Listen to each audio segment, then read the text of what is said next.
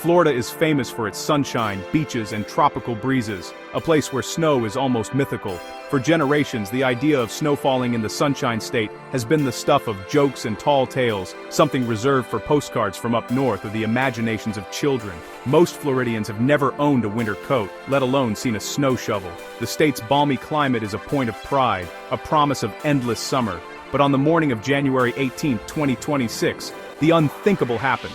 Residents in the northern part of the state awoke to a shimmering blanket of white. Overnight, a rare weather system swept through, transforming familiar neighborhoods into scenes straight out of a winter storybook.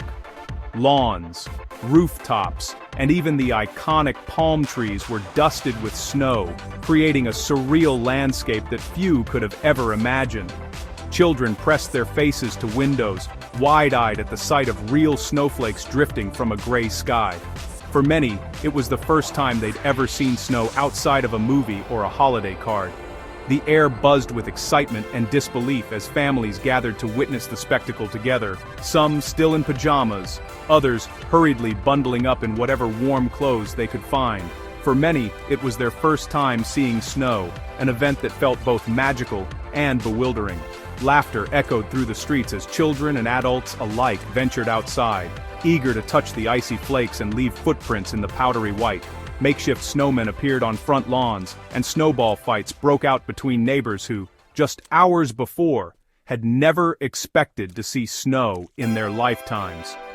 The Sunshine State, for a brief moment, became a winter wonderland.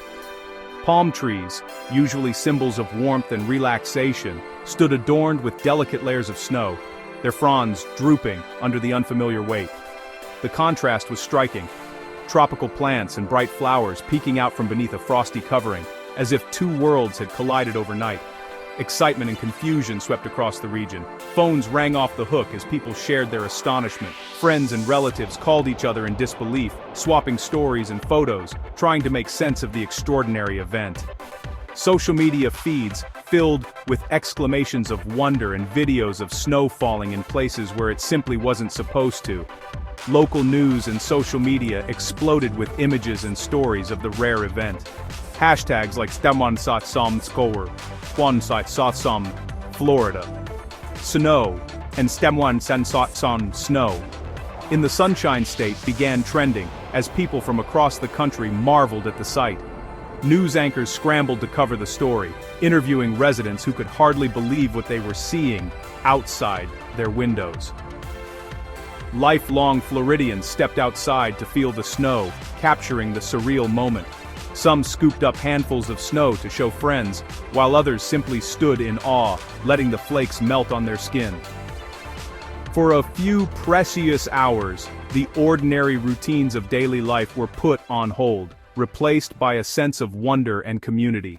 The rarity of this event can't be overstated. Significant snow is almost unheard of in Florida's panhandle. In fact, many meteorologists called it a once-in-a-century occurrence, the result of a perfect storm of atmospheric conditions. For those who experienced it, the memory would be cherished for years to come. The state's warm geography usually prevents snow, making this a truly once-in-a-lifetime weather event. The sudden transformation from sun-drenched paradise to snowy spectacle left everyone with a new appreciation for the unpredictability of nature. It was a powerful reminder that even in Florida, Mother Nature can deliver the unexpected. In a world where so much feels predictable, moments like these remind us to expect the extraordinary and to savor the magic when it arrives.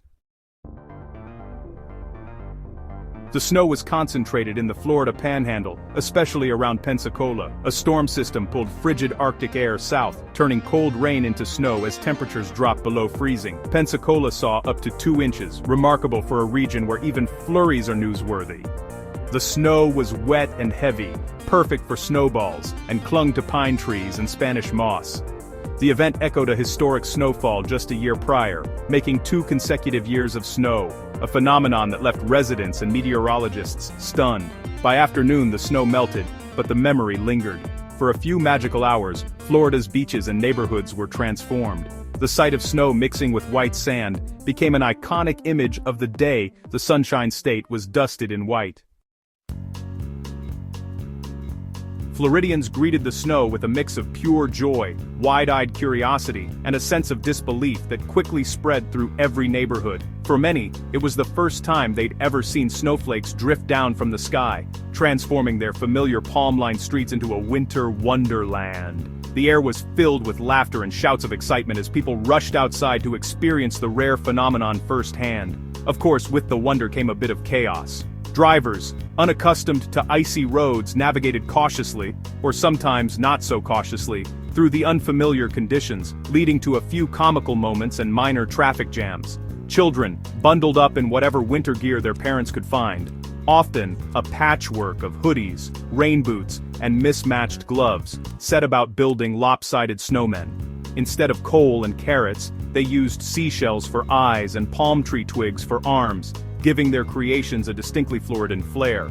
Adults, whether nostalgic for northern winters or simply amazed by the sight, snapped countless photos and selfies. The spectacle was too rare not to share, and soon images of snow-dusted lawns and palm trees flooded social media feeds. Social media became a gallery of snow-covered patios, curious pets tentatively exploring the cold, and heartfelt messages scrawled in the powdery white.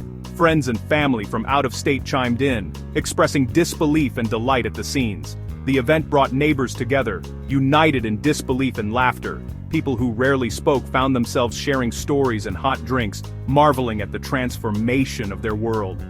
But Florida isn't built for snow. No plows, no salt trucks, and roads quickly became slick and treacherous. Even a thin layer of snow was enough to bring traffic to a crawl and close down entire neighborhoods.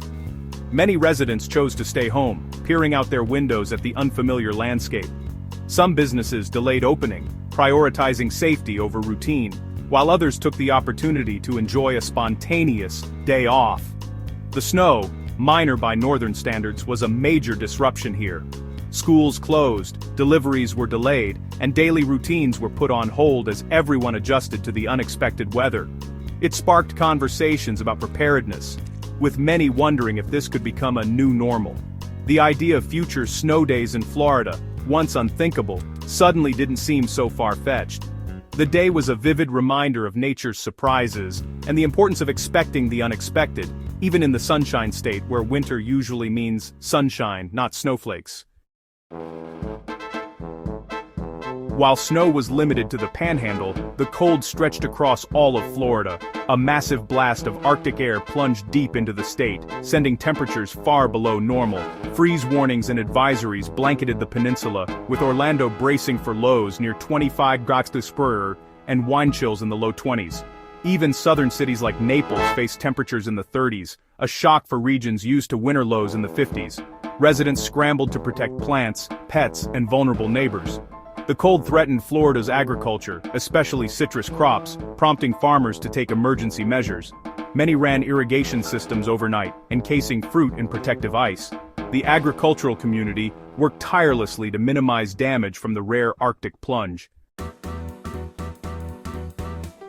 Most Floridians aren't equipped for Arctic cold. Wardrobes and homes are built for heat, not frost. Stores saw a rush for heaters and warm clothing, while people bundled up against the chill. Outdoor life paused, beaches and cafes emptied as families huddled indoors, lighting fireplaces and finding new ways to stay cozy. Cold weather shelters opened for the homeless, and animal groups urged pet owners to bring animals inside. Communities rallied to protect the vulnerable, showing solidarity in the face of the freeze. Homeowners learned to drip faucets and insulate pipes to prevent freezing, rare advice in Florida. The power grid strained as heaters ran non-stop.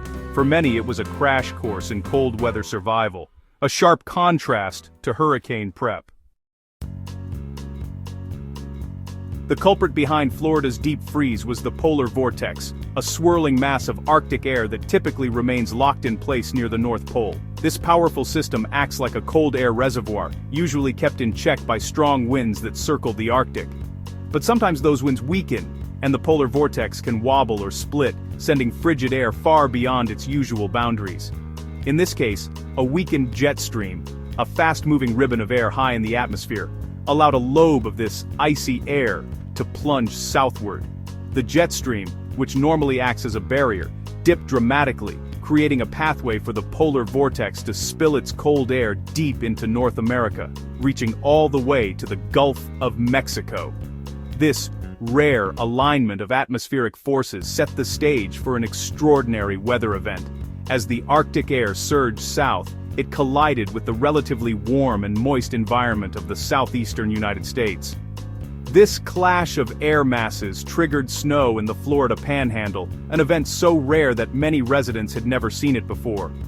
Roads became icy, and towns across the state braced for a freeze that would affect everything from agriculture to daily life. As the frigid air mass swept over the Gulf of Mexico, it picked up just enough moisture to allow snowflakes to form. The cold air, meeting the slightly warmer, humid air above the Gulf waters, created the perfect conditions for light snow to fall along the Gulf Coast, a sight almost unheard of in this region. Further south, the air was too dry for snow to develop, but the cold was relentless and unyielding.